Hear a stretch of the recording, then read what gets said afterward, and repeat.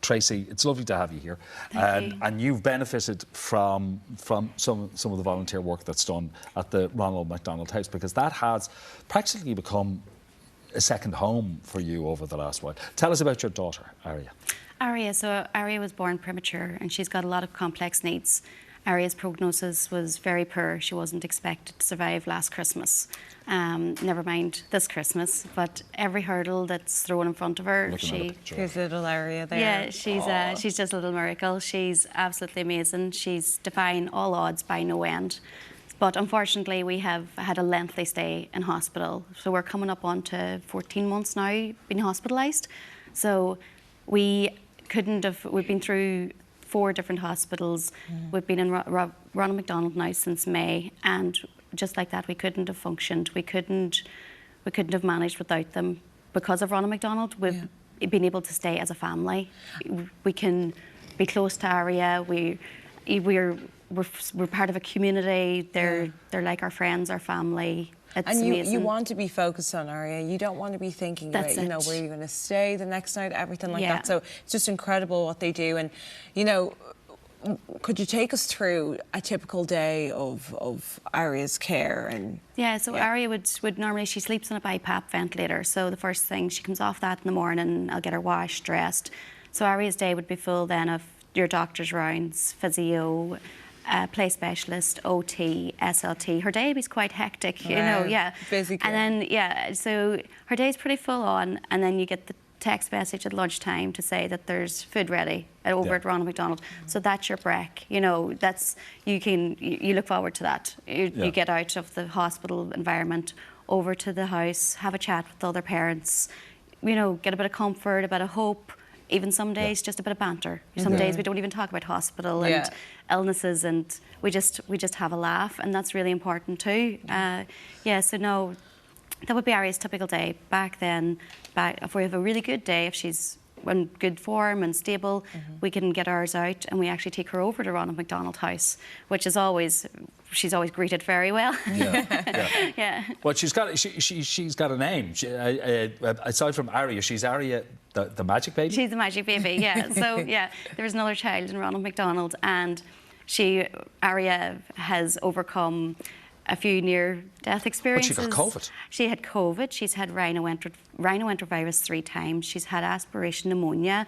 She's had cardiac arrest 3 times. Oh my goodness. She she's had seizures, pretty bad seizures. She spent a stay in PICU over Halloween, which was quite rough on her.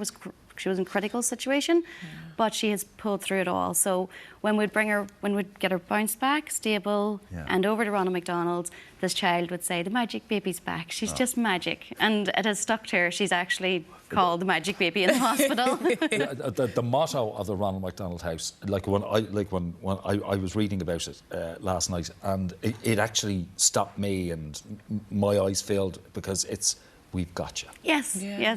The 3 most powerful words that I have heard this year. So reassuring, isn't it? I'd say the staff probably feel like family at this stage, That's emotional support on a daily basis. They are. They're absolutely amazing. We've got a house full of sisters, aunties, uncles, even grannies. We have it all. It's amazing. They're always there. You can pick up the phone if you're having a bad night and you don't want to actually be in the communal area. You always could pick up the phone and call someone and say, can we have a chat? They're absolutely amazing. And that logo, "We've got you," same as yourself. It's the 3 most powerful words I've heard this year. And I feel it's very important. Ronald McDonald set together a wellness programme for us. So every Wednesday we get involved in something like Reiki or yoga, parent guilt workshop. A lot of these things that brings us together to get involved in something outside illnesses. And the fact, it's a very calming situation, because it lets you know that you've been seen. That they see us. They see our family situation. They see the whole unit. That's the magic of the volunteers. And the volunteers are the super glue, aren't they, Emily? If people are watching us right now, and they want to volunteer, how do they do it? Just remind us again about it. So as I said, your local volunteer centre is a brilliant first port of call.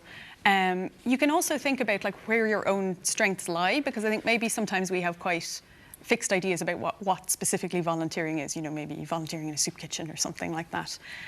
But there are roles for everybody, whatever your strengths are. You know, if you're a brilliant listener, maybe you'd make an amazing helpline volunteer.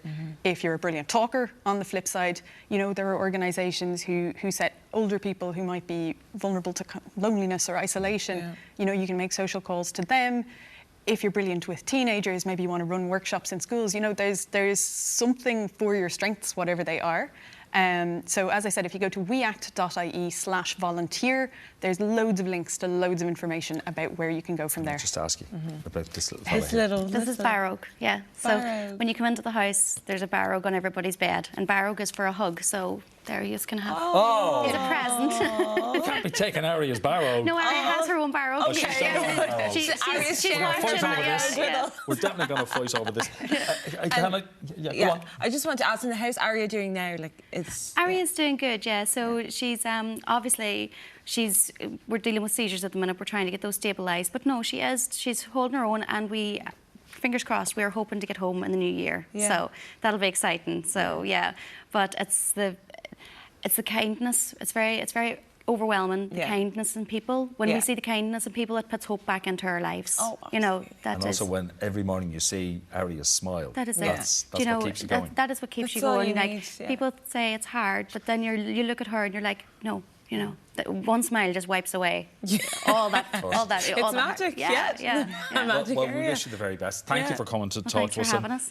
Thanks for our little Barrogue. Yeah, our little Barrogue. We're going to have to share Barrogue. I know. He'll be on the set Barrogue. For more information on how you can volunteer and find a role to suit you, check out weact.ie/volunteer. Still to come, the silver screen's new Matilda. Alicia Weir will be stopping by. See you soon.